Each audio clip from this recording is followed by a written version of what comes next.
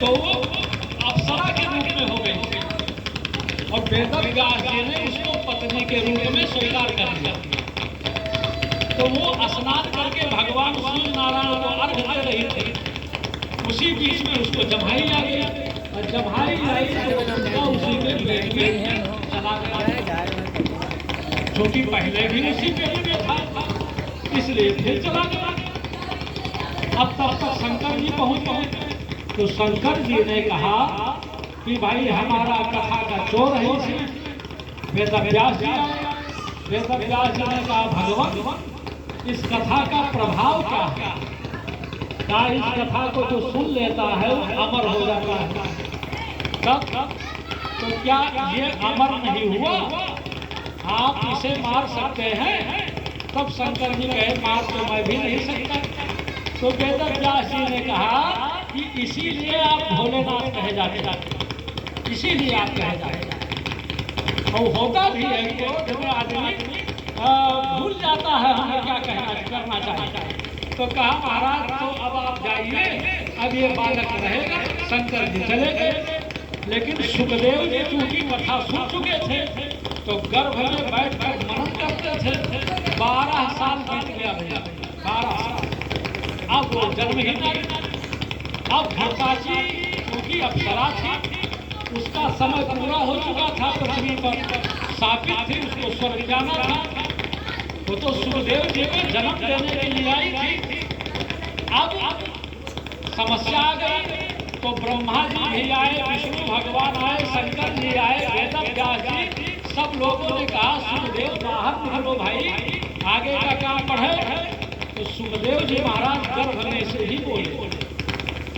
तो ऋषि ऐसे हुए हैं कि जो गर्भ में रहते हुए प्रवचन कर दिए। एक तो सुखदेव जी और दूसरे अष्टावक्र। अष्टावक्र जी माता के गर्भ में थे और उनके पिता वामदेव ऋषि, जो वामदेव जनक जी के यहाँ आता है, वामदेव वशिष्ठ मुनि नायक, उन्हीं के पुत्र हैं। तो ये वेद का पाठ कर रहे थे उनके पिताजी। अब बीच में कहीं अशुद्धि आ गई तो अष्टावक्र जी गर्भ में से ही कहेंगे कि पिताजी अशुद्ध है। बस वो क्रोधित हो गए और कहे गर्भ में ही ऐसा कह रहा है तो गर्भ से बाहर आएगा तब तो तू बड़ा उदंड हो जाएगा, इसलिए तू 8 अंक से टेढ़ा हो जाए। नहीं बचा पाए क्रोध में, लड़का और नहीं का, लेकिन पैदा हुए तो 8 अंक से टेढ़ा था। लेकिन ज्ञान तो था। आगे चल करके अष्टावक्र का ही नाम सदानंद, जनक जी के वो गुरु हैं। तो आज वही सुखदेव जी महाराज गर्भ में से बोले, कहने लगे विष्णु भगवान से कि संसार में आपकी वैषयी माया सबको पकड़ लेती है और इसलिए लोग अपने को भूल जाते हैं। तो मैं इसलिए पैदा नहीं होऊंगा। तो विष्णु भगवान ने कहा कि आप प्रकट होइए और मैं आशीर्वाद देता हूँ कि मेरी वैषयी माया आपको तंग नहीं करेगी, आपके पास वो नहीं जाएगी, हमारी माया का आपके ऊपर कोई प्रभाव नहीं पड़ेगा। जब ये संकल्प कर दिया विष्णु भगवान ने तब श्री सुखदेव जी प्रकट हुए। तो जब प्रकट हो गए अप्सरा तो चली गई। अब ये तुरंत जंगल की तरफ भागे। अब जंगल की तरफ भागे तो इतना योग्य लड़का पैदा हो और वो जंगल की तरफ चल दे तो पिता को कष्ट तो होगा ही। अब ये पीछे पीछे दौड़े, हाथ मत जाओ मत जाओ। अब जा रहे थे तो जंगल पहाड़ में एक सरोवर में देवता की स्त्रियां स्नान कर रही थी।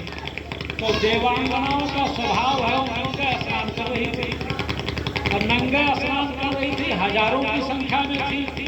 सुखदेव जी महाराज उसी बीच में से चले गए, ये भी नंगे थे और आयु इनकी 16 वर्ष की हो गई थी। 4 साल चलते रहे तब उस स्थान पर पहुंचे और वेदव्यास जी 4 साल के पीछे पीछे दौड़ते रहे। तो वो तो चले गए, वो सब स्नान करती रही।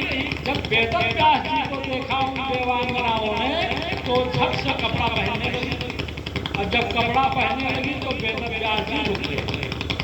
ये नियम है कि आप कहीं जाएं और कोई व्यक्ति आपसे लज्जा करने लगे तो उचित है कि आप वहाँ रुक जाएं, ताकि उसको पूरा समय मिल जाए घूंघट करने का, अपना कपड़ा पहनने का। अब ये नहीं कि हम तो चले ही जाएंगे। तो वेद व्यास जी रुक गए।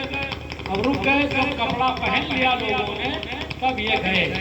तो इन्होंने पूछा कि अच्छा ये बताओ, हमारा 16 वर्ष का लड़का जिसके सारे अंग पुष्ट है और वो चला गया, तब आप लोगों को लज्जा नहीं आई? और हम तो 50-90 साल के वृद्ध हैं, तो तुम्हें लज्जा आई? तब देवांगनाओं ने क्या कहा, ये जानने वाली चीज है।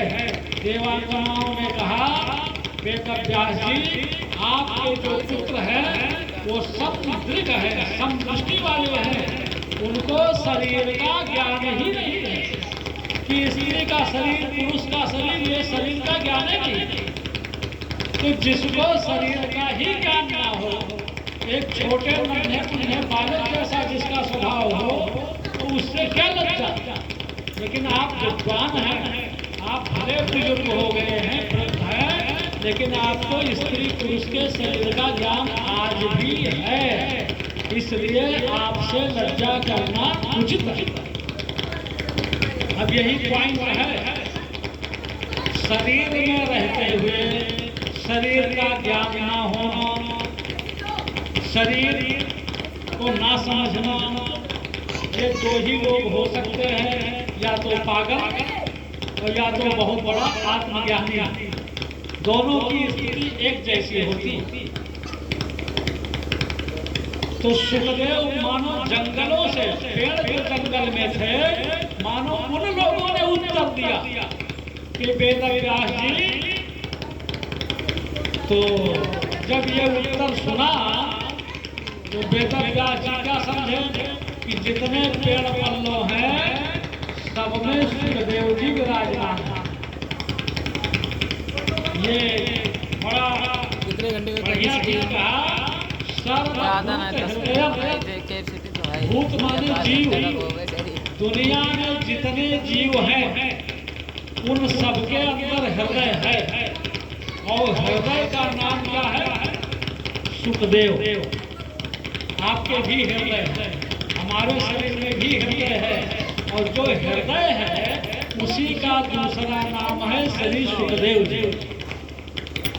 बहुत लोग कहते हैं कि सुखदेव जी आज नहीं है, कहाँ कथा सुनाए? आज ही सुखदेव जी भी है, परीक्षित भी।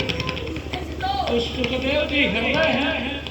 अब सुखदेव जी हमेशा भागवत जी का पाठ किया करते हैं। अब आप कहेंगे तो हृदय क्या बोल रहा है? आप ध्यान दीजिएगा, खाली समय एकांत में हृदय की धड़कन, जो धड़कन होती हृदय में, उससे एक स्वर निकलता है। और वो स्वर अगर आप रात के 3-4 बजे के बीच में शांति से बैठकर सुनना चाहें तो सुनाई भी पड़ेगा, और वही भागवत है। लेकिन हृदय की धड़कन को सुनकर कोई कथा नहीं समझ पाएगा। उसी को वेद व्यास जी ने विस्तार कर दिया, पकड़ करके उसी स्वर को। तो सबके हृदय श्री सुखदेव जी महाराज हैं, सर्वव्यापक हो गए। और जब सर्वव्यापक हो गए